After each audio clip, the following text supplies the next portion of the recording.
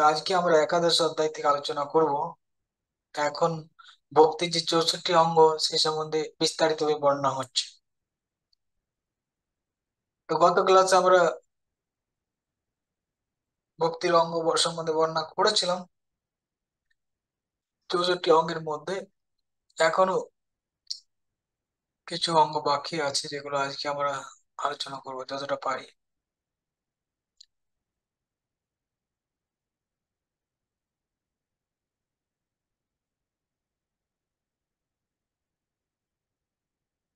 হরে কৃষ্ণ। তো এখানে দাস্য সম্বন্ধে আলোচনা করা হচ্ছে। দাস্যং কর্মার্পণম তস্য কৈঙ্কর্যম অপি সর্বদা।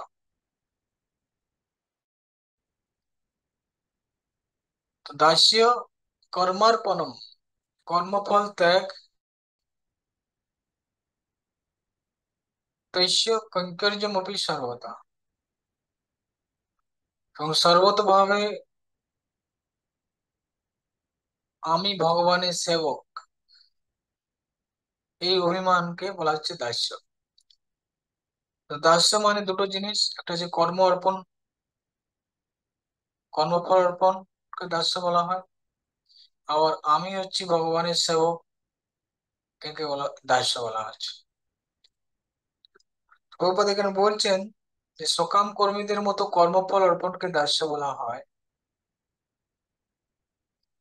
কিন্তু শিল রূপ গোস্বামী প্রমুখ বৈষ্ণব আচার্যের মতে কোনো না কোনো ভাবে নিরন্তর ভগবানের সেবায় যুক্ত থাকাই হচ্ছে দাস্যের স্বরূপ। স্কন্দ পুরাণে বলা হয়েছে যে কর্মকাণ্ড বর্ণাশ্রম আচরণকারী হচ্ছেন ভগবত ভক্ত, কিন্তু ভক্ত যখন সরাসরি তার সমস্ত কর্ম অর্পণ করেন তখন তাকে অশুদ্ধ ভক্ত বলা হয়। তো দাস্য সম্বন্ধে মত হচ্ছে এরকম, অনেকে বলে, বা যেমন এখানে পদ্ম পুরাণ, এতে বলা হচ্ছে স্কন্দ পুরাণে বলা হচ্ছে যে যখন কেউ কর্ম অর্পণ করে তাকে দাস্য বলা হয়, কিন্তু আমাদের আচার্যরা সেটা স্বীকার করে না। তাদের মত হচ্ছে এটাই যে আমি হচ্ছে ভগবানের দাস, এটা হচ্ছে দাস্য। তো দাস্য দুই প্রকার, এটা হচ্ছে কর্মার্পণ আর এটা হচ্ছে কঞ্চর্য। এখন কর্মার্পণ সম্বন্ধে স্কন্দ পুরাণ বলা হচ্ছে তস্মিন সমর্পিতম কর্ম স্বাভাবিকম অপেশ্বরে ভবেদ ভাগবতম ধর্ম তৎকর্মম কিমুতার্পিতম। স্বাভাবিক কিম কর্ম, স্বাভাবিক কিম मतलब স্বভাব বিহিত মানে বর্ণাশ্রম, বর্ণাশ্রমোচিত। আমাদের স্বভাব যেরকম সেরকম আমাদের বর্ণ বা আশ্রমের মধ্যে আমরা রয়েছি, সেরকম বর্ণের মধ্যে রয়েছে, এবং সেই বর্ণ অনুযায়ী আমি কার্য করি বা সেই আশ্রম অনুযায়ী কাজ করি, তাকে বলা হচ্ছে কি স্বাভাবিকম।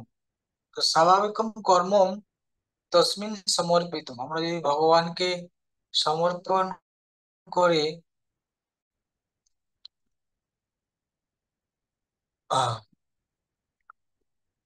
ভবেদ ভাগবতম ধর্ম, তাকেও ভাগবত ধর্ম বলে। তাহলে তৎকর্ম, তৎকর্ম মানে ভগবানের কর্ম, ভগবানের কর্ম সেটা হচ্ছে কি জপ করা, ধ্যান করা, ভগবানের অর্জন করা, মানে সরাসরি তার পিত্তার্থে যে অনুষ্ঠিত হয়। কিম কিমুতা কিমুতা অর্পিত, তাহলে কি বলার আছে? তার যেটা বর্ণাশ্রম ধর্ম, স্বাভাবিক ধর্ম, সেটা যদি ভগবানকে অর্পণ করা হয় তো তাকে ভাগবত ধর্ম বলা হচ্ছে। তাহলে যেটা সরাসরি ভগবানের নাম জপ, কীর্তন, ধ্যান অর্জন করছে, তাহলে সেটা ভাগবত ধর্ম হবে না। এটা কি হয়? অর্থাৎ এটা ভাগবত ধর্ম, এটাই বলতে। তো সেই জন্য আহ, এখানে দাস্য দুই প্রকার, কর্মার্পণম এবং কৈঙ্কর্যম। কর্মার্পণকে দুই ভাগে ভাগ করা যায়: বর্ণাশ্রম কর্মের ফল অর্পণ, এই যে কর্মার্পণম, এবং জপ ধ্যানাদির, এটাও এটাও ফলটা অর্পণ করে, এটা হচ্ছে কর্মার্পণ। তো শিল প্রভুপাদ বলছেন, কর্মকাণ্ডীয় বিধি নিষেধ ও বর্ণ আশ্রম ধর্ম অনুশীলন করার ফলে বদ্ধ জীব তার কামনা বাসনা অনুসারে এই জড় জগৎকে ভোগ করে তার ইন্দ্রিয় তৃপ্তিজনিত সুখ উপভোগ করতে পারে এবং ধীরে ধীরে পারমার্থিক স্তরে উন্নীত হতে পারে। বর্ণ ও আশ্রমের অন্তর্গত অনেক কর্তব্য রয়েছে। বর্ণ আশ্রমে অন্তর্গত অনেক কর্তব্য রয়েছে, যা কৃষ্ণ ভাবনাময় ভক্তি যোগের অঙ্গ। বর্ণাশ্রমে অনেক কর্ম যেটা ভক্তি যোগের সাথে যুক্ত আছে। গৃহস্থ উক্ত বৈদিক কর্ম ও বৈদিক ভক্তি উভয়ই অনুসরণ করে। বৈদিক ভক্তি মানে জপ ধ্যান ইত্যাদি, কারণ এই দুটি কার্যই শ্রীকৃষ্ণের সন্তুষ্টি বিধানের জন্য অনুষ্ঠিত হয়। একটা বৈদিক কর্ম মানে যেটা বলা বর্ণাশ্রম ধর্ম, একটা জপ জপ ধ্যান ইত্যাদি, এটা হচ্ছে বৈদিক ভক্তি।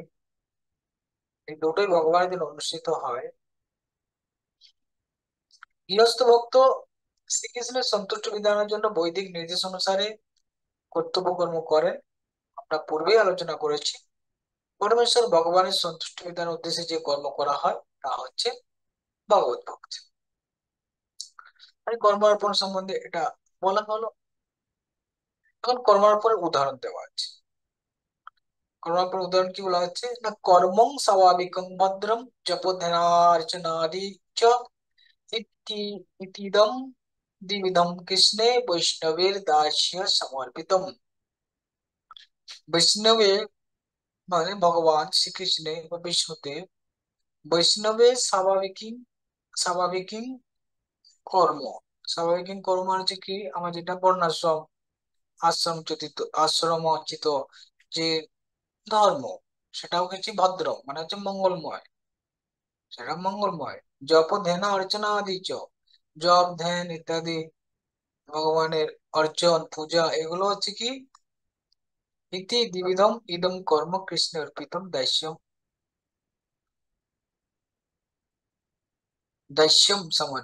দাস্যম অর্পিত।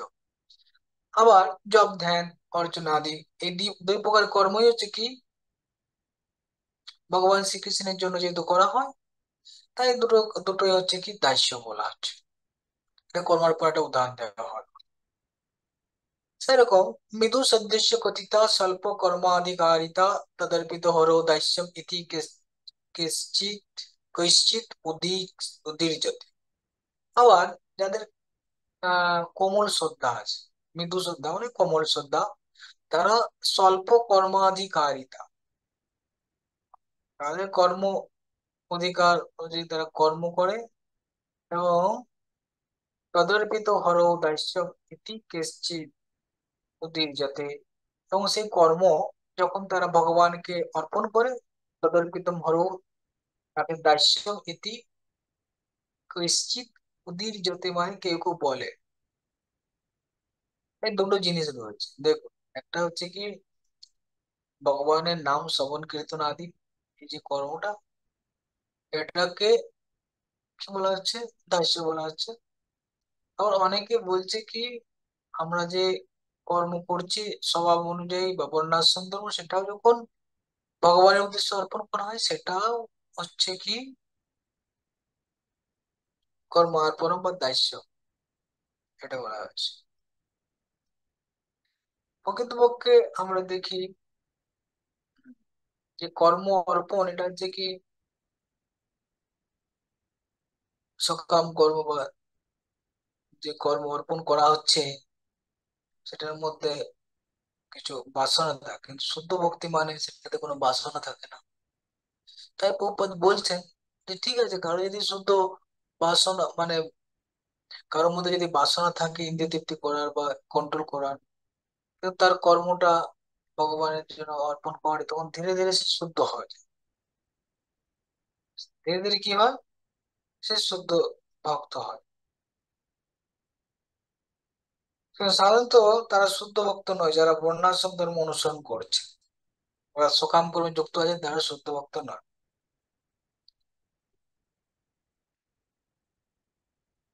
কিন্তু যেহেতু তারা কর্মের ফল ভগবানকে অর্পণ করছে, তাই তাকে ভক্ত বলা হচ্ছে। তো এখানে প্রপাত কি বলছেন না, ভগবত ভক্তি অধিকারী যোগ্যতা বর্ণনা করে শ্রী রূপ গোস্বামী বলেছেন, নব্য ভক্ত তার ভগবত প্রেমের মাত্রা অনুসারী জড়জাগতিক, কিন্তু তবুও যদিও কার্যকলাপের প্রতি বিরক্ত অনুভব করে। কি বলছে? হ্যাঁ, ভগবানের, হ্যাঁ, নব্যভক্ত তার ভগবত প্রেমের মাত্রা অনুসারে জড়জাগতিক কার্যকলাপের প্রতি বিরক্ত অনুভব করেন, কিন্তু তবুও যদি ইন্দ্রিয় তৃপ্তিজনিত কার্যকলাপের প্রতি আসক্তি থেকে থাকে, তাহলে সেই সমস্ত কার্যকল্পের পর শ্রীকৃষ্ণকে অর্পণ করা উচিত। এই ভাবকে বলা হয় দাস্যভাব। পরমেশ্বর ভগবান হচ্ছেন প্রভু এবং তার সেবক হচ্ছেন দেব। তারপরে যে কৈঙ্কর্য, কৈঙ্কর্য যেটা আমাদের সকলে আচার্যরা স্বীকার করছে, কৈঙ্কর্য মানে আমি হচ্ছি ভগবানের দাস, এই ভাবনাটা তার মধ্যে থাকবে। সেই সম্বন্ধে একটা শ্লোক নারদীয় পুরাণে বলা হচ্ছে কি, ইহা যস্য হরের্দাস্য কর্মণা মনসা গিরা নিখিলাসু অবস্থাসু জীবন মুক্ত স উচ্যতে। হ্যাঁ, যস্য কর্মণা মনসা গিরা, যার কর্ম, যার কর্ম, মন, বাক্য, মন বাক্য এবং কার্য ভগবানের দাসী, হরের দাসী। ইহা, ইহা মানে হচ্ছে কি, যার ইচ্ছা বা যার স্পৃহা, যার স্পৃহা হচ্ছে কায় মন বাক্যে ভগবানের দাসে, তিনি নিখিলাসু অপি অবস্থাসু জীবন মুক্ত উচ্যতে। তিনি যদিও এই জড় জগতের মধ্যে অবস্থান করছেন, তবুও তিনি মুক্ত, জীবন মুক্ত, তাকে জীবন মুক্ত বলা হয়। তাই নারদীয় পুরাণে এই দাস্য ভাবে চিন্ময় গুণাবলী বর্ণনা করে বলা হয়েছে, যে মানুষ কায় মনোবাক্যে ভগবানের সেবায় নিযুক্ত হয়েছেন, এমনকি যদি কেউ সেইভাবে ভগবানের সেবা করার আকাঙ্ক্ষাও করেন, আকাঙ্ক্ষা মানে ইয়া, তাহলে তাকে মুক্ত বলে গণ্য করা হয়। এটা হচ্ছে কাঙ্ক্ষা। বোঝা গেল, দাস্য দুটো ভাগ আলোচনা হয়ে গেল। এখন সখ্য, সখ্য সম্বন্ধে বলা হচ্ছে, বিশ্বাস ও মৃত্যু বৃত্তিশ্চ সখ্যং দ্বিবিধম ইরিতম। সখ্যকে আবার দুটো ভাগ আছে, একটা হচ্ছে বিশ্বাস, আর একটা হচ্ছে মৃত্যু বৃত্তি। সখ্যম দ্বিবিধম ইরিতম, ইরিতম মানে বলা হয় বিশ্বাস এবং মৃত্যু। বিশ্বাস মানে কি না, প্রভুপাদ এখানে বলছেন যে সখ্য ভাবকে দুটি ভাগে ভাগ করা হয়েছে। প্রথমটি হচ্ছে ভগবানের অন্তরঙ্গ সেবক, এবং দ্বিতীয় হচ্ছে ভগবানের শুভাকাঙ্ক্ষী, মানে মৃত্যু বৃত্তিটা। অন্তরঙ্গ সেবক মানে বিশ্বাস। ভগবত ভক্তিতে যাদের সুদৃঢ় বিশ্বাস হয়েছে, তারা নিঃসংশয়ে সচিদানন্দময় জীবন লাভ করার জন্য ভগবত ভক্তির বিধি নিষেধগুলি যথাক্রমে পালন করে। এটা হচ্ছে বিশ্বাস। মৃত্যু বৃত্তি কি না, দ্বিতীয় প্রকারের ভগবত ভক্ত পরমেশ্বর ভগবানের শুভাকাঙ্ক্ষী হয়। ভগবানের শুভাকাঙ্ক্ষী, ভগবদ্গীতায় বলা হয়েছে, ভগবানের বাণীর প্রচারকেরা হচ্ছেন ভগবানের সবচাইতে প্রিয় পাত্র। যে মানুষ ভগবদ্গীতার নিগূঢ় তত্ত্বজ্ঞান জনসাধারণের কাছে বিতরণ করেন, তিনি শ্রীকৃষ্ণের এত প্রিয় যে সমগ্র মানব সমাজে তার কেউ তুল্য হতে পারে না। তাই বিশ্বাসের থেকে মৃত্যুবৃত্তিটা বেশি গুরুত্বপূর্ণ, কেন তিনি ভগবানের শুভাকাঙ্ক্ষী, আর তিনি ভগবানের বাণী প্রচার করেন। তার জন্য তিনি ভগবানের সবচেয়ে প্রিয়। ভগবান ভগবদ্গীতায় বলেছেন যে আমার বাণী প্রচার করে তার মতো প্রিয় আমার কেউ ছিল না, নেই, ভবিষ্যতে থাকবেও না। তো এই দুটো হলো। তো এখন বিশ্বাস সম্বন্ধে এখানে আলোচনা করা হচ্ছে। বিশ্বাস সম্বন্ধে এখানে উদাহরণ দেওয়া হচ্ছে। বিশ্বাস উদাহরণ হচ্ছে দ্রৌপদী। তিনি কি বলেছেন, প্রতিজ্ঞা তব গোবিন্দ নমে ভক্ত পনশ্যতি ইতি সংস্মিত্য পানান সংধার আমি অহম। মহাভারত বলা হচ্ছে, হে গোবিন্দ, হে গোবিন্দ,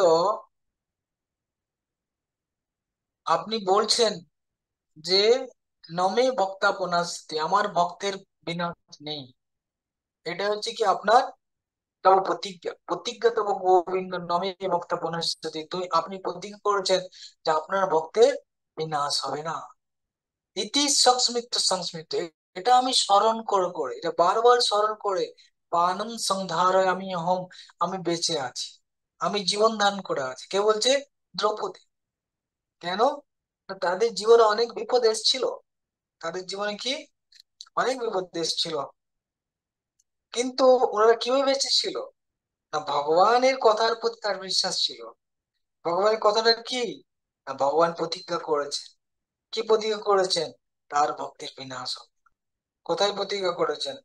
ভগবত গীতাতে ভগবান বলছেন, কুন্তে প্রতি জানহি নমে ভক্তা পুনঃস্থিতি। हाँ, कुंते हो प्रति জানহি নমে ভক্তা পুনঃস্থিতি। হে কুন্তি পুত্র, তুমি ঘোষণা করে দাও আমার ভক্তির কখনো বিনাশ হবে না।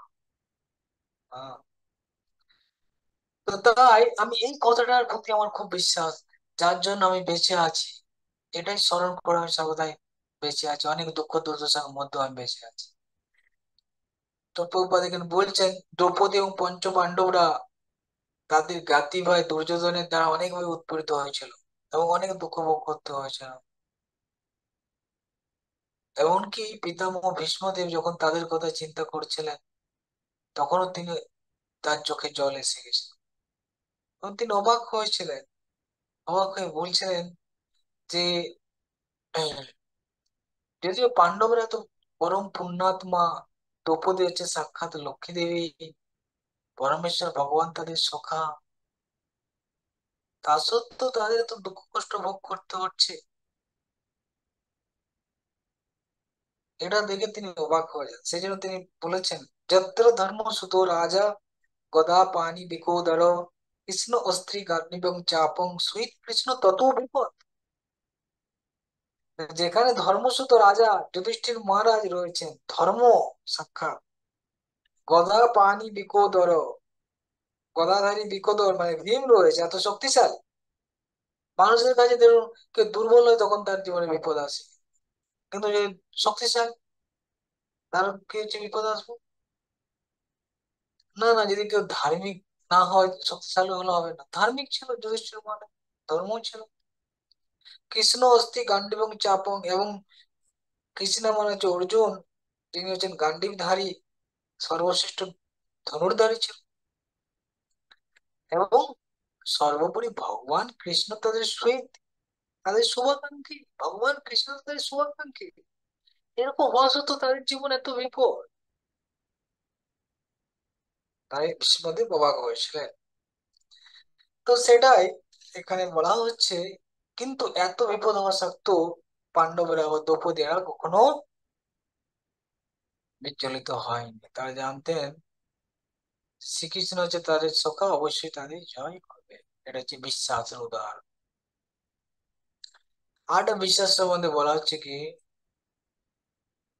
একটা ভাগবতমে আছে 12 11 একাদশ স্কন্ধে, দ্বিতীয় অধ্যায় 53 নম্বর শ্লোকে বলা হচ্ছে, ত্রিভুবন বিভব হেতবে অপি অকুণ্ঠ স্মৃতি অজিতাত্ম সুরাদির হি বিনিজ্ঞাত ন চলতি ভগবত পদার বিন্দ লবণ লবণ লবণ নিমিষার্ধমপি সবৈষ্ণবাগ্র্য। বলা হচ্ছে ত্রিভুবন বিভব হেতবে, যদি ত্রিভুবনকেও দেওয়া হয়, ত্রিভুবনের রাজ্যের বিনিময়ে রাজ্যের লোক যদি দেখানো হয়, তাও অপি অকুণ্ঠ স্মৃতি অজিতাত, যিনি ভগবানেরকে যিনি তার মন প্রদান করেছেন, অজিত মানে ভগবান হরি। হ্যাঁ, অর্থাৎ ভগবান হরি যার আত্মা স্বরূপ, সেই ভক্ত, এবং যিনি সর্বদা ভগবানের অকুণ্ঠ স্মৃতি, সর্বদা ভগবানের পাদপদ্মে চিন্তা করছেন, যে ভক্ত ভগবানের সর্বদা পাদপদ্মে চিন্তা করছেন, যার শ্রী হরিতে তাদের ধৃত চিত্ত, এবং তাকে যদি ত্রিভুবন বিবাহ দেওয়া হয়, তাহলেও তিনি ন চলতি ভগবত পদার বিন্দা, ভগবানের পাদপদ্ম থেকে যে বিচলিত হবে না। আর সেই পাদপদ্মটা কিরকম, না সুরাদিভির বিজ্ঞাত, এমনকি ব্রহ্মাদি দেবতারা পর্যন্ত সেই পাদপদ্মের অন্বেষণ করেছে। সেই পাদপদ্ম তিনি সর্বদা স্মরণ করেন। কেন স্মরণ করেন? না তিনি জানেন এটাই হচ্ছে সবকিছুর সার। সমস্ত কিছু সার হচ্ছে কি ভগবানের পাদপদ্ম। তাই তিনি কখনো বিচলিত হন না। লবনিমিষার্ধমপি, অতি অল্প সময়ের, অল্প সময়ের জন্য তিনি, তার মন ওখান থেকে বিচলিত হয় না। ন চলতি ভগবত পদারবিন্দ সব বৈষ্ণব আগ্রহ। তিনি হচ্ছেন কি বৈষ্ণবদের মধ্যে শ্রেষ্ঠ। বুঝতে পারলেন? তো এটা হচ্ছে কি বিশ্বাসের একটা উদাহরণ দেওয়া হচ্ছে। হ্যাঁ, যদি কখনো তার শ্রদ্ধা অপ্রতিহত, অবিচলিত, ঠিক আছে। আর একটা উদাহরণ দেওয়া আছে, শ্রদ্ধা মাত্রস্য তদ্ভক্তা অধিকারিত্ব হেতুতা অঙ্গতমস্য বিশ্বাস বিশেষস্য তু কেশবে। যার শ্রদ্ধা আছে তিনি ভগবানের ভক্তিতে অধিকারী। শ্রদ্ধার মাত্রই সাধন ভক্তির অধিকারী। আমরা জানি শ্রদ্ধা সাধু সঙ্গ ভজন ক্রিয়া, ঠিক কিনা? শ্রদ্ধা দরকার ভক্তিতে, সাধন ভক্তিতে। কিন্তু এখানে বলা হচ্ছে অঙ্গতমস্য বিশ্বাস বিশেষস্য তু কেশবে। তথাপি এখানে যে বিশ্বাসের কথা বলা হচ্ছে, বিশ্বাস মানে যে শ্রদ্ধা, বিশ্বাস এবং শ্রদ্ধা একই পর্যায়ে। শ্রদ্ধা এবং বিশ্বাস, শ্রদ্ধা শব্দে বিশ্বাস, ঠিক কি না? সুদৃঢ় নিশ্চয় কৃষ্ণ ভক্তি করিলে সর্বকর্মকৃত হয়, শ্রদ্ধা মানে বিশ্বাস। কিন্তু তাহলে এখানে বলা হচ্ছে বিশ্বাস, বিশ্বাসটা, শ্রদ্ধার অনেক ভাগ আছে। বিশ্বাসটা যখন একটু ম্যাচিওর হয়, যেখানে ভগবত কৃষ্ণ অনুভব যুক্ত হবে, সেই রকম বিশ্বাস করতে এখানে বলা আছে। অঙ্গতমস্য বিশ্বাস বিশেষস্য তু কেশবে, ভগবানের প্রতি একটা বিশেষ বিশ্বাস, সেই বিশ্বাসকে এখানে কি বলা হচ্ছে, সখ্য ভক্তির একটা অঙ্গ।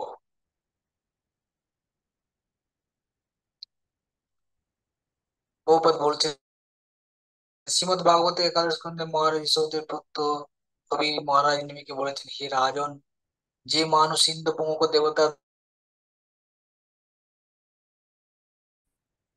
তিনি অবশ্যই ভগবত ভক্তির সুযোগ অধিকার। যেটা বলা হলো একটু আগে, বলা হলো না যে শ্রদ্ধা দরকার ভক্তি করার জন্য,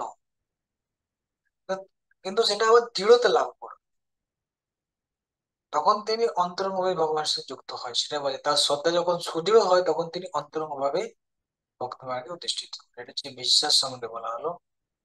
এরপর হচ্ছে মৃত্যুবৃত্তি। মৃত্যুবৃত্তিটা কিরকম, না পরিচর্যা পরা কেচিৎ প্রসাদেষু চ সেরতে মনুষ্যমিমুক্তং দ্রষ্টুম ব্যবহর্তুঞ্চ বন্ধুবৎ। তো কি করে, পরিচর্যা পরা কেচিৎ প্রসাদেষু চ সেরতে, হম, মনুষ্যম ইহ তং দ্রষ্টু ব্যবহর্তুঞ্চ বন্ধুবৎ। এটা হচ্ছে কি, মিত্রবৃত্তি মানে নিজেকে ভগবানের বন্ধু বলে মনে, বন্ধু বলে মনে করে কি করে, প্রসাদেষু চ সে, বলছেন কখনো দেখা যায় কোন শুদ্ধ ভক্ত অন্তরঙ্গ সকারূপে ভগবানের সেবা করার জন্য ভগবানের মন্দিরে শয়ন করে থাকেন। ভক্তের এই সখ্য ব্যবহারকে রাগানুগ বা স্বতঃস্ফূর্ত ভগবত ভক্তি বলা হয়। শাস্ত্রের বিধিনিষেধ অনুসারে পরমেশ্বর ভগবানের মন্দিরে কারো শয়ন করা উচিত নয়, কিন্তু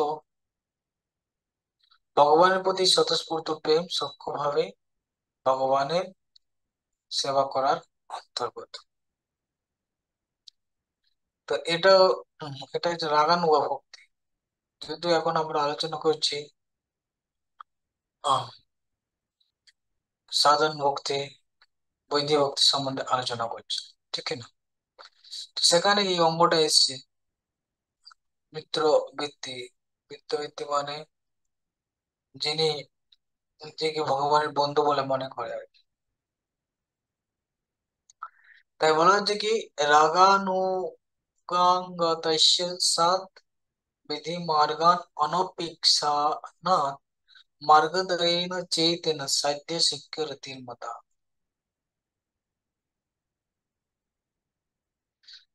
তো এই সময় বলা হচ্ছে এই যে উদাহরণে বিধি মার্গের অপেক্ষা না করায় এই সখ্যকে রাগানুগ ভক্তির অঙ্গ বলা হয়। কেন কেন কোনো বিধি নেই। বিধি নেই মানে মন্দিরে শয়ন করার বিধি নেই, কিন্তু মন্দিরে শয়ন করে থাকে। সেই জন্য এই যে সখ্য ভাব, এটা কি বলা আছে, রাগানুগর ভক্তি অঙ্গ বলা হয়। সখ্য রতি অর্থাৎ বন্ধুভাব রতি বিধি মার্গ ও রাগানুগ মার্গ, এই উভয় মার্গ দ্বারাই সাধ্য। তো এই যে সূক্ষ্ম ভাবটা দুটো ভাবেই করা যায়, রাগানুগ ভাবেও করা যায়, আবার বৈধি মার্গ করা যায়। সেটা বলতে মার্গ দয়ন চৈতন্য সাধ্য শিক্ষা তদাম মিতত্বং প্রতিপদ্যমানো ময়াত্ম ভয়ায় সুকল্পতি বইতি। যদ মত্তা, বর্তমান হচ্ছে মানুষ, যে মানুষ ত্যক্ত সমস্ত কর্ম, সমস্ত প্রকার কর্ম ত্যাগ করে নিবেদিত আত্মা, সম্পূর্ণ নিবেদিত আত্মা, বিচিকিৎসিত মে, যার মধ্যে ভগবানের সেবা করার বিশেষ ইচ্ছা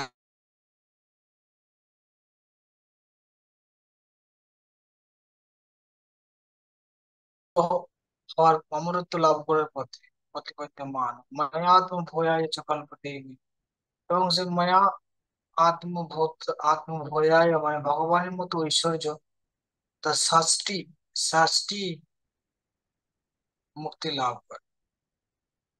তা আত্মনিয়ন্ত্রণ মানে যিনি সবকিছু ত্যাগ করে আমার বলিতে, আমিও আমার বলিতে যাহা কিছু আছে সবকিছু ত্যাগ করে ভগবানকে যিনি সমর্পণ করেন, তিনি এই জন্ম মৃত্যুকে অতিক্রম করে এবং ভগবানের মতো ঐশ্বর্য প্রাপ্ত হয়, শাস্তিরও মুক্তি লাভ করে, এটা বলা আছে।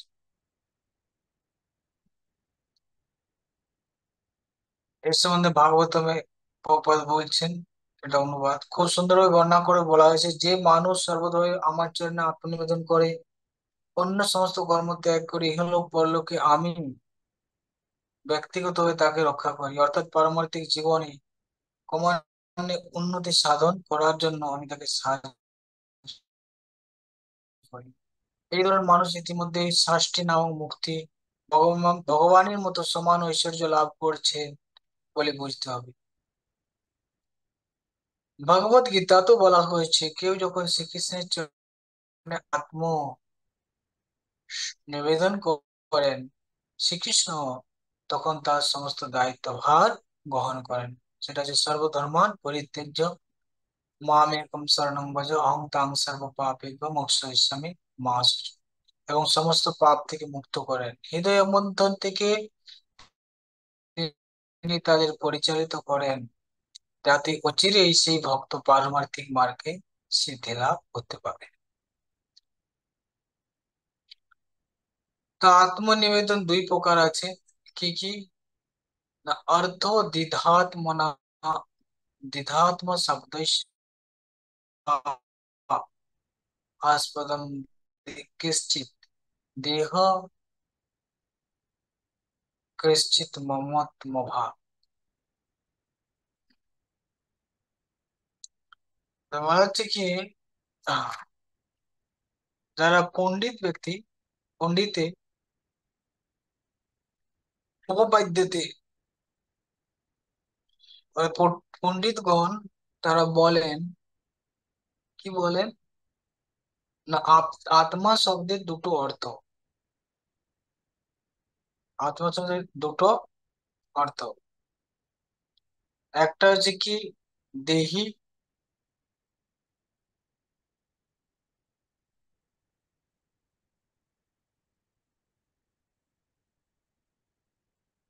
দেহ, আর একটা হচ্ছে দেহি, আর হচ্ছে দেহ সম্বন্ধিত। একটা দেহি মানে হচ্ছে আত্মা, আর একটা হচ্ছে এই শরীর।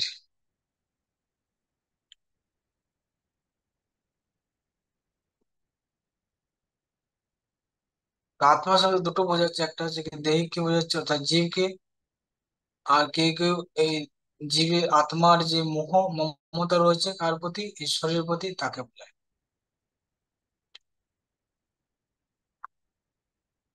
তো এখানে দেহি অর্পণ, দেহি অর্পণ মানে আত্মা সমর্পণ করা। আত্মসমর্পণ মানে দেহকে সমর্পণ করা এবং আত্মাকে অর্পণ করা। দেহি মানে আত্মাকে অর্পণ। এখানে আত্মা সঙ্গে বলা হচ্ছে, সেই যমনাচার্য স্তোত্রে বলা হয়েছে, বপুরাদিষু যে যোপি কোপি বা গুণতো অসানি যথা তথা বিদ তদয়ং তব পাদ পদ্মयो রহমত্যৈব ময়া সমর্পিত। হে ভগবান, আমি যে শরীরে থাকি না কেন, বপু মানে যে শরীরে, বপুরাদিষু যোপি কোপি, যেখানে থাকে, যে শরীরে থাকে, যে রূপে থাকে, উন্নত অসানি মানে গুণ অনুযায়ী মানুষ পশু পাখি ইত্যাদি থাকে, যথা তথাবিদ। তদয়ম তব পাদ পদ্মयो রহমত্যৈব। তো আমি যে কোনো শরীর থাকে, তথাপি আপনি আপনার পাদ পদ্মে আমাকে, মায়া সমর্পিত, আমাকে আমি সমর্পণ করলাম। তো এটা হচ্ছে দেহি মানে আত্মাকে অর্পণ করা। যেমন যা জগৎ যে কোনো শরীরে থাকি, যে কোনো জায়গায় থাকি, পশু পাখি থাকি, আমি আপনাকে সমর্পণ করলাম, এটা দেহি সমর্পণ। তো এই সম্বন্ধে প্রভুপাদ বলছেন যে দেহ বলতে আত্মা এবং মন এবং দেহকে বোঝায়। সে সম্বন্ধে ভক্তিবিনোদ ঠাকুর একটা সুন্দর গান লিখেছেন, মানস দেহকে जो কিছু মোর ওর পিল তুয়াপদে নন্দ কিশোর, সম্পদে বিপদে জীবনে মরণে তাই মম গেলা তোমার উপদ বরণে, মারবি রাখবি যে ইচ্ছা তোহার নিত্য দাসপতি। তো অর্থাৎ আমার মন দেহ গেহ যা কিছু আছে আমি সবকিছু আপনার জন্য সমর্পণ করবো, এটা হচ্ছে আত্ম নিবেদন।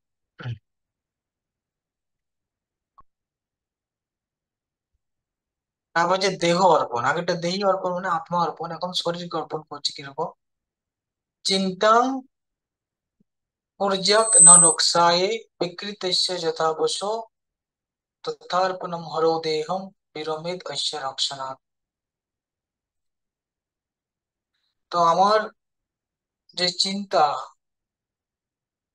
চিন্তাং ऊर्जक ন রক্ষায়, আমার রক্ষা কি করে হবে সে সম্বন্ধে আমি চিন্তা বিরমিত, বিরমিত মানে আমি ছেড়ে দিয়েছি। কেন না, কেননা যেমন বিকৃত পশু, বিকৃত সে যথা পশু, বিকৃত যে পশু আছে তার জীবন ধারণ কি হবে, তার কিভাবে রক্ষা হবে সে সম্বন্ধে সে চিন্তা করবে না। কেন না, তার যে মালিক সে যেভাবে রাখবে, যেভাবে রক্ষা করবে বা কে মারবে সেটা তার। তো সেরকম ভাবে আমি বিকৃত পশু আপনার কাছে, আপনি আমাকে মারবেন, রক্ষা করবেন, সেটা আপনার বিষয়, তাই আমি আমার জন্য চিন্তা করি না, আমার শরীরটাও আমি অর্পণ করলাম। তো প্রভুপাদ বলছেন যে হরি ভক্তি বিবেকে বলা আছে, হে ভগবান, বিকৃত পশু যেমন তার শরীর ধারণ ও রক্ষার বিষয়ে চিন্তা করে না, তেমনি আমি, যেহেতু আমার দেহ আত্মা তোমাকে নিবেদন করেছি, সুতরাং আমিও আর সেই শরীর ধারণ ও রক্ষণাবেক্ষণের কথা চিন্তা করি না। পক্ষান্তরে বলা যায় ভগবানের চরণে আত্মনিবেদন করতে তখন আর শরীর ধারণ এবং পরিবার প্রতিপালনের জন্য চিন্তা করতে হয় না। কেউ যখন দেহ আত্মা যথাযথভাবে ভগবানের চরণে নিবেদন করেন, তখন তার সর্বক্ষণ মনে রাখা উচিত তার একমাত্র কার্য ভগবানের সেবায় যুক্ত হওয়া। আর ভগবানের কাছে কেউ যদি আত্মসমর্পণ করে, তখন তার সমস্ত দায়িত্ব চলে না। ভগবান তার দায়িত্ব নেবে, শুধু আমাদের তার সেবাতে যুক্ত থাকতে হবে। আত্মনিবেদন তোয়াপদে করি হইনু পরম সুখী, দুঃখ দূরে গেল চিন্তা না রইল, চৌদিকে আনন্দ দেখি। ভক্তিনাথ ঠাকুর বলছে, আমি আপনার জন্য আত্মনিবেদন করলাম, এখন সব দুঃখ চলে গেল, আমি চারদিকে শুধু আনন্দ দেখছি এবং পরম সুখী হলাম। তো সেটাই, বিকৃত পশুর মতো, তার কোনো মালিক যা করবে হয়তো তাকে রক্ষা করবে, খেতে দেবে, রোদে বেঁধে রেখে দেবে, বা গলা কেটে দিতে পারে, পশু বলি করতে পারে।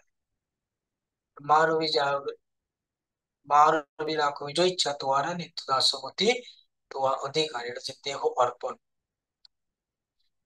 সেরকম ভাবে এখানে বলা হচ্ছে কি, ইয়েস, এটা বলা হলো। এরকম ভাবে রূপ গোস্বামী পাদ বলছেন, দুষ্ক রত্তেন বিরলে দেশকে আত্মনিবেদনে কেশাঞ্চিত দেবধীরানাম লভতে সাধনার হতাম। অর্থাৎ এই যে সখ্য এবং আত্মনিবেদন, আগে যেটা সখ্য বলা হলো, এখন একটা আত্মনিবেদন, এই দুটো জিনিস খুব দুষ্কর।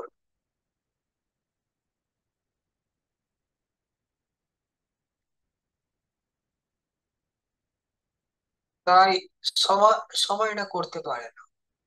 শিল রূপ গোস্বামী পাদ বলেছেন, সক্ষমভাবে ভগবানের সেবায় যুক্ত হওয়া এবং ভগবানের চরণে আত্মনিবেদন, ভক্তির এই দুটি অঙ্গ অত্যন্ত দুষ্কর। তাই এই ধরনের ভক্তরাই কেবল ভগবত ভক্তির অঙ্গ দুটি সাধন করতে পারে।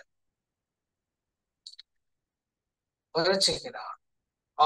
অর্থাৎ ঐকান্তিক প্রেমময়ী ভগবত সেবাযুক্ত আত্মনিবেদনে অত্যন্ত বিরল। আত্মনিবেদন করা, আত্মনিবেদন অর্থ হচ্ছে ভগবানের ইচ্ছার কাছে নিজেকে সর্বতভাবে সমর্পণ করা। আত্মনিবেদন মানে হচ্ছে কি, আমার কোনো ব্যক্তিগত ইচ্ছা থাক, ভগবানের ইচ্ছার কাছে আমাকে সমর্পণ, তার যেটা ইচ্ছা সেটাই, এটা হচ্ছে আত্মনিবেদন।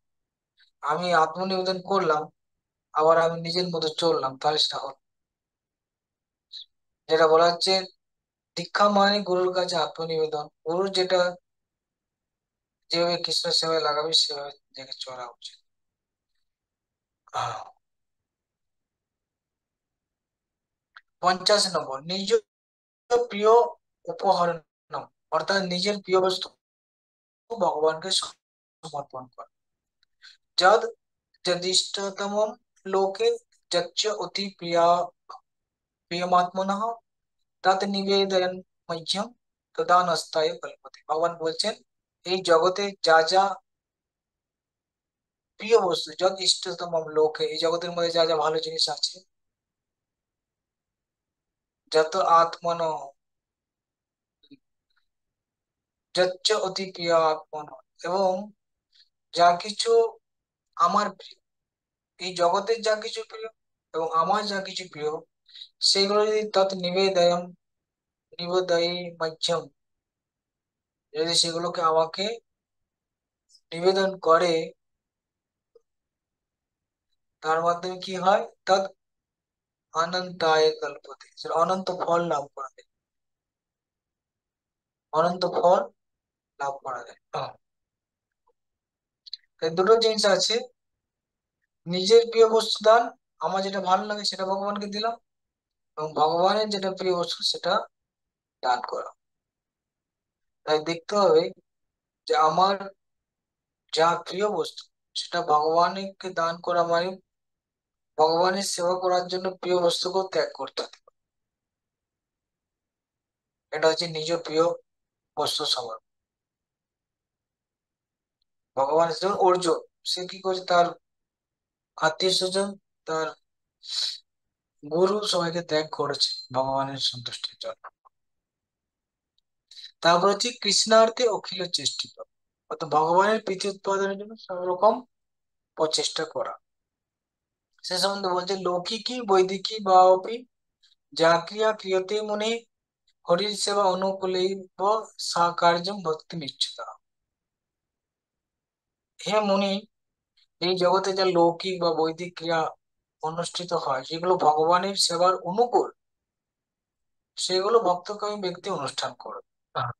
প্রভুপাদ বলছেন, ভগবানের প্রীতি সাধনের জন্য সর্বোত্তমের চেষ্টা করার দৃষ্টান্ত নাগ পঞ্চরত্নে রয়েছে, যেখানে বলা হচ্ছে ভগবত ভক্তির অভিলাষী মানুষের উচিত ভগবানের সেবার জন্য সব রকম লৌকিক গমন ভজন, শাস্ত্রীয় জপ যজ্ঞাদি কার্যকলাপের প্রয়াসী হোক। অর্থাৎ ভক্তির শাস্ত্রবিহিত বিধানগুলি পালন করার সঙ্গে সঙ্গে কৃষ্ণ ভবনে ভাবিত ব্যবহারিক জীবনের কর্তব্যগুলিও পালন করা উচিত। দৃষ্টান্তস্বরূপ বলা যায়, কোনো ভক্তের যদি বড় ব্যবসা থাকে, বড় কারখানা থাকে, তাহলে তিনি তার সেই লৌকিক সম্পত্তির ফল ভগবানের সেবায় নিবেদন করতে পারে।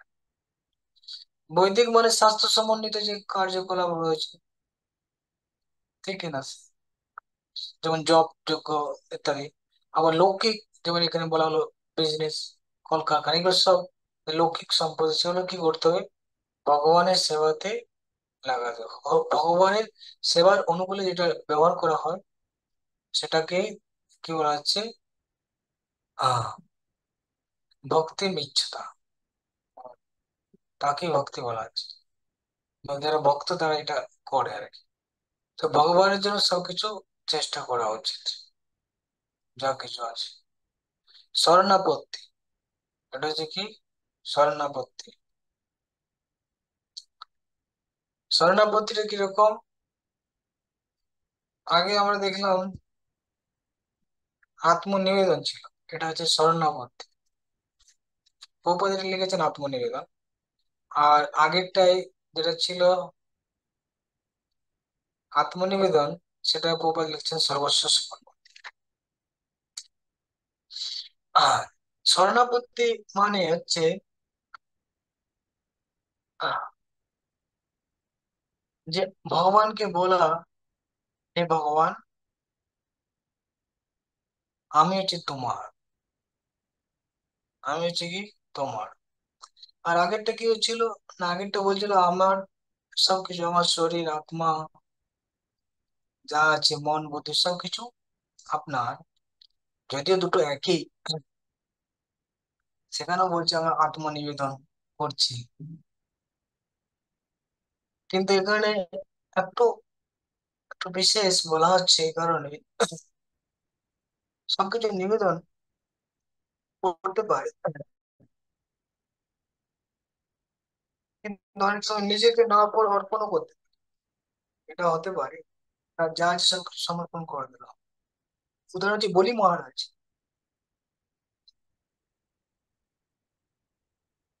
তিনি সবকিছু সমর্পণ করেছেন।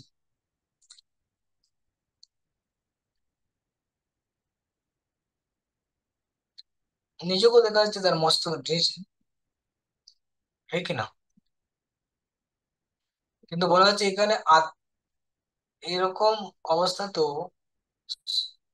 শরণাপত্তির মতো অনুগত ভাব না থাকতে। শরণাপত্তির ভাবটা কিরকম? সেটা বলছে তবাস্ম তব অস্মি ইতি বদন বাচা তথৈব মনসা বিদন তৎস্থানম আশ্রিত তন্বা মদতে শরণাগত। অর্থাৎ হে ভগবান, তব অস্মি ইতি, আমি তোমারই, এইরকম কথা বলে মনসা বিদন, এইভাবে মনে মনে জেনে, বিদন মানে জেনে, তৎস্থানম আশ্রিত তন্বা, ভগবানের যে স্থান, যে মন্দির, সেখানে থেকে মদতেই শরণাগত, সেখানে থেকে সে আনন্দ অনুভব করে, এই শরণাগত ভক্ত। কাং প্রপন্নস্মি শরণম দেব দেব জনার্দন ইতি চ শরণং প্রাপ্তে তং ক্লেশত উদ্ধরামি। তাং প্রপন্নস্মি শরণম দেব দেব, হে দেব দেব, হে জনার্দন, তাং প্রপন্নস্মি, আমি তোমার কাছে শরণ হলাম, শরণাগত হলাম, তোমার চরণ শরণ গ্রহণ করিলাম। ইতি চ শরণং প্রাপ্ত, এই বলে যে ভগবানের শরণাগত হন, তং ক্লেশত উদ্ধরামি, এবং তাকে সমস্ত ক্লেশ থেকে উদ্ধার করি। বুঝা গেল? তাই শরণাপত্তি মানে নিজেকেই সমর্পণ করা ভগবানের কাছে।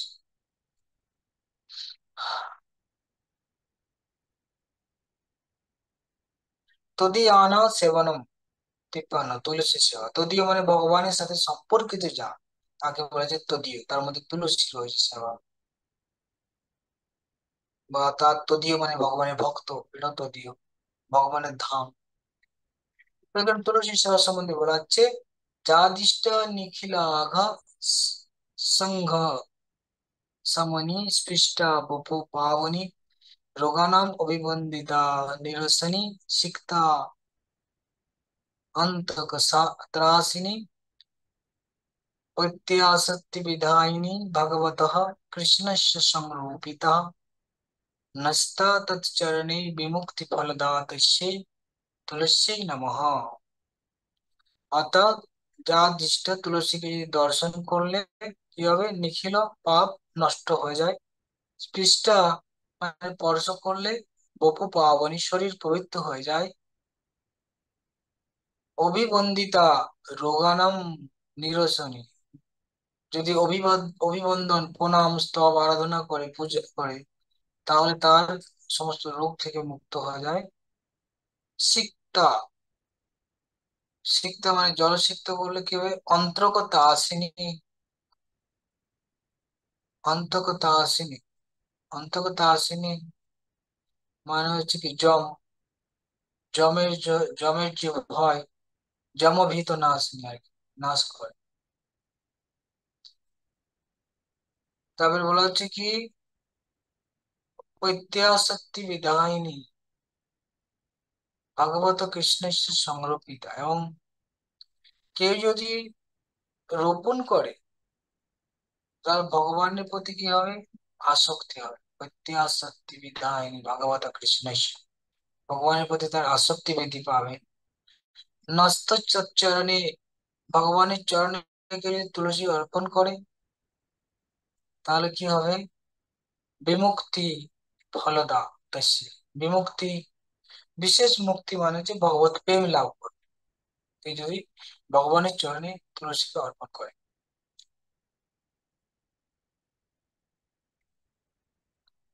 ভারতবর্ষে বৈষ্ণব নির্বিশেষ সমস্ত হিন্দুরাই তুলসী দেবীর বিশেষ পরিচর্যা করেন। এমনকি বড় বড় শহরেও, যেখানে গাছপালা সংরক্ষণ করা অত্যন্ত কঠিন, সেখানেও দেখা যায় যে মানুষ অত্যন্ত যত্ন সহকারে তুলসী বৃক্ষ রোপণ করে তার পরিচর্যা করেন। তারা তুলসী বৃক্ষে জলদান করেন এবং প্রণতি নিবেদন করেন। ভগবত আট শ্লোক বলা আছে, এটা এরকম আট শ্লোক। দিষ্টা স্পৃষ্টা তথা ধাতা কীর্তিতা নমিতা স্তুতা প্রপিতা সবিতা নিত্যং পূজিতা তুলসী শোভা নবদা তুলসী দেব।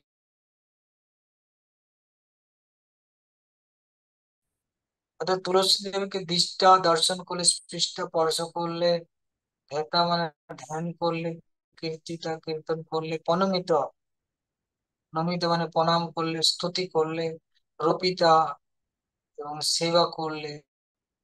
তাই বলা হচ্ছে তুলসী দেবীকে দর্শন করলে, স্পর্শ করলে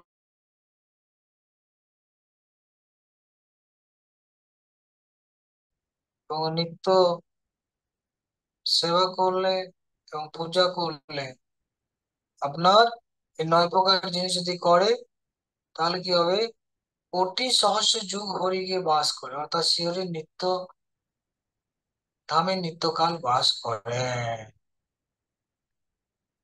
তো এটা হচ্ছে আপনার তদীয়ানাম সেবনম, তুলসী সেবা। প্রপাত বলেছেন স্কন্দ পুরাণে,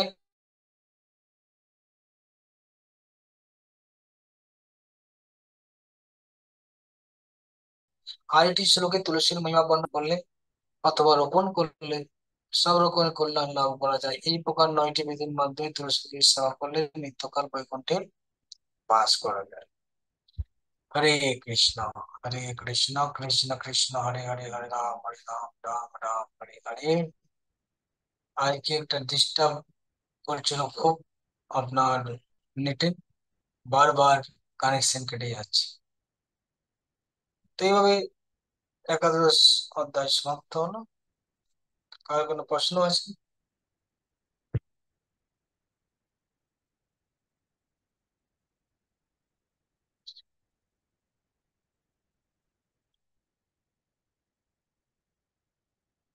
কার কোনো প্রশ্ন? না, এখানে রাখো। সুস্মিতা মাতাজি। শোনা যাচ্ছে, প্রণাম নেবেন। প্রণাম।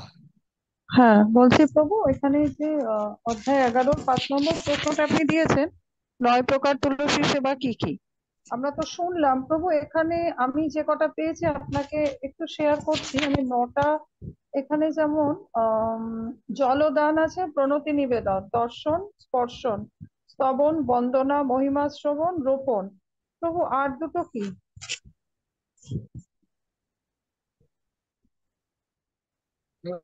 হরে কৃষ্ণ। হ্যাঁ প্রভু, আর দুটো কি 9 প্রকারে?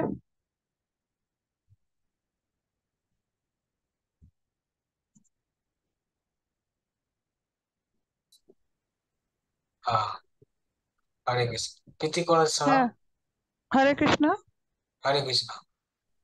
হ্যাঁ প্রভু, আমি ওই যে শেয়ার করলাম, ওই 9 প্রকার যে কোয়েশ্চেনটা আছে, অধ্যায় 11 5 নম্বর, তুলসী কো- সেবা। আপনি যে প্রশ্ন দিয়েছেন আমাদের, তুলসী বৃক্ষে জল দান, প্রণতি নিবেদন, তাকে স্পর্শ করলে, দর্শন করলে, স্তবন, বন্দনা, মহিমা শ্রবণ, রোপণ। প্রভু আর দুটো কি কি?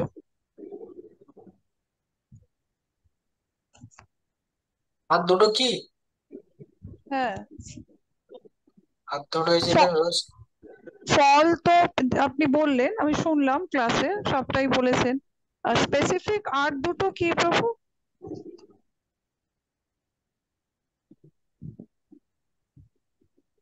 এই তো এখানে রয়েছে, দেখুন।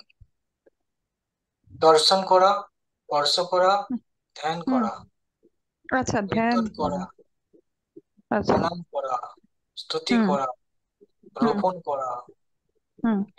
সেবা, সেবিত আচ্ছা। সেবা করা এবং নিত্য পূজা করা। এটা হচ্ছে 9টা। আচ্ছা, ওকে ওকে ওকে, হ্যাঁ প্রভু, বুঝতে পেরেছি। হরি বল। হ্যাঁ। হরে কৃষ্ণ। নমস্কার। প্রীতিকর মাধুরী। হ্যাঁ, হরে কৃষ্ণ প্রভু, প্রণাম। প্রণাম।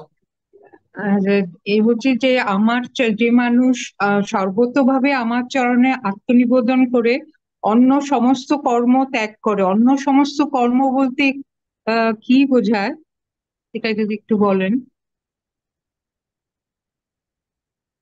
অন্য সমস্ত কর্ম ত্যাগ করে, এটা আত্মনিবেদনের কথা বললেন, তাই তো? হ্যাঁ, আত্মনিবেদনে।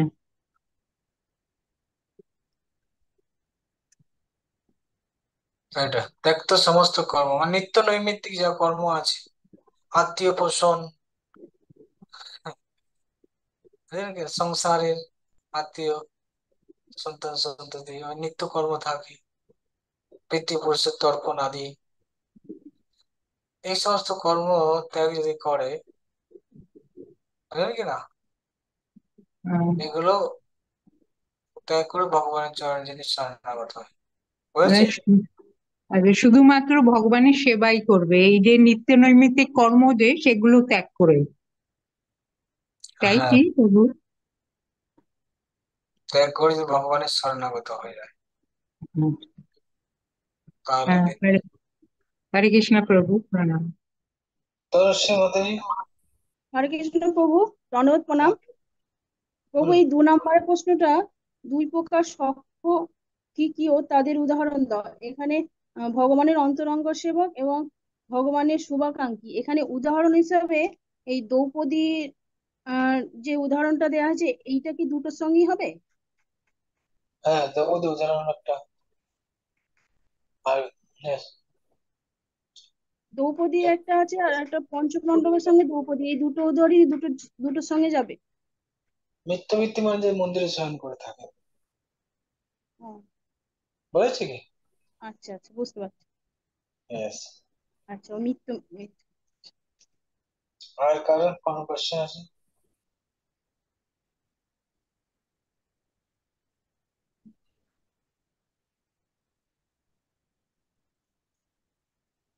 প্রভুপাদ নিত্যবিত্ত সম্বন্ধে আরেকটা বলছেন কি, যে যিনি প্রচার করেন, এটাও বলছেন না, প্রভুপাদ এটাও বলছেন, যিনি ভগবান বাণী প্রচার করেন, শুভাকাঙ্ক্ষী, আর হচ্ছে অন্তরঙ্গ সেবক।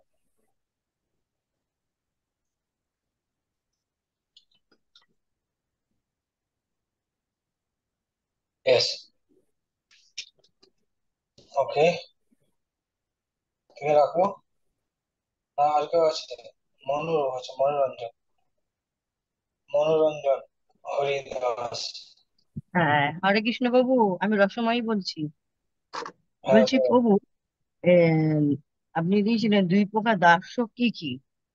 যে ভগবানের ভক্তি করছে, ভগবানের সেবা করছে, সেটা একটা ভগবানের প্রতি দাসত্ব করা।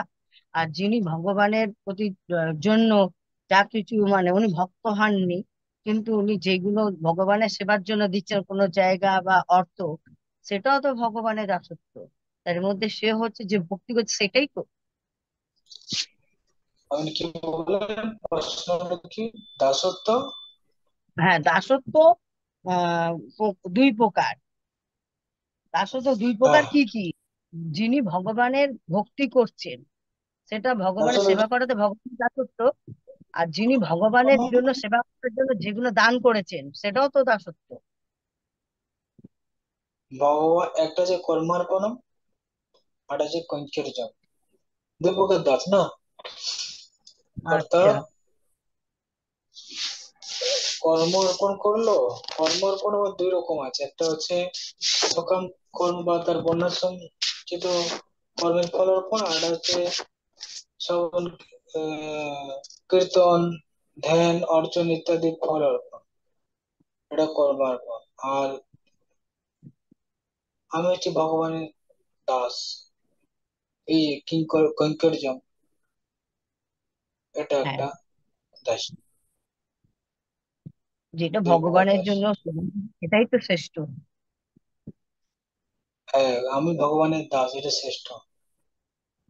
আর যে ওটাই। কর্ম করে ফল অর্পণ করছে, সেটা ওটা কিন্তু সেটা ওর থেকে একটু নিকৃষ্ট। আচ্ছা, ওকে, হরে কৃষ্ণ। পরম পাবন প্রভু, হরে কৃষ্ণ। হরে কৃষ্ণ, দণ্ডবোধ প্রণাম আপনাকে আমার। ধন্যবাদ, তবু বলো। কাজটা মাঝে মাঝে নেটের ডিস্টার্ব ছিল, আপনার থেকেই, আমাদের থেকে কোনো ডিস্টার্ব ছিল না আজকে। আপনার কাছ থেকে ডিস্টার্ব হচ্ছিল, অনেকবারই বন্ধ হয়ে গেছে এবং শুনতে পারিনি অনেক কিছু। যাকে আমার যেটা এখন কোশ্চেন, সেটা হচ্ছে এই যে 11 নম্বর অধ্যায়ের 1 নম্বর শ্লোকে আমরা শুনলাম দাস্য দু প্রকার। তার মধ্যে আপনি কোনটি শ্রেয়, এই কোশ্চেনটা করেছেন, কোনটি শ্রেয়? আমরা তো দাস্য বললাম দু প্রকারের, কর্মার্পণ ও কর্ম জম।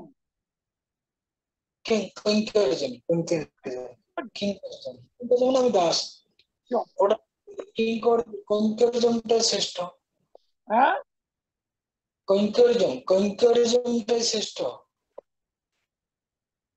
পঞ্চের জম। হ্যাঁ, হ্যাঁ, পুষ্পজম শ্রেষ্ঠ।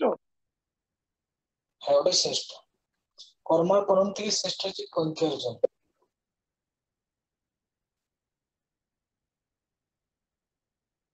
ঠিক আছে প্রভু, একটু দয়া করে আজকে ভিডিওটা পাঠিয়ে দেবেন, কারণ অনেক কিছু হ্যাঁ, শুদ্ধ হয়নি। ঠিক আছে। হরে কৃষ্ণ প্রভু, প্রণাম। হরে কৃষ্ণ, প্রণাম।